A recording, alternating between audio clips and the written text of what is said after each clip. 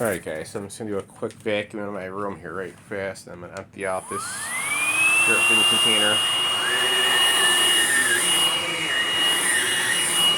This actually works really well too for what it is.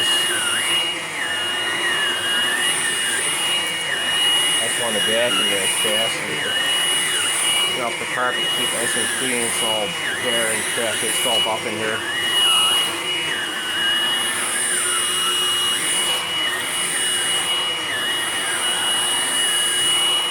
I've got a little bit of crumbs, not that many.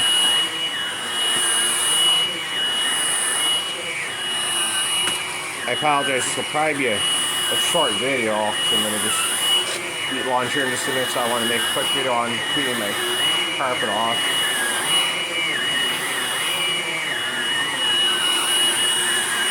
This is better than a rubber mat, this don't give me all this vacuum trouble, so. Yeah, you will. It's not uncommon to get the little grunty noise from this thing when you do that.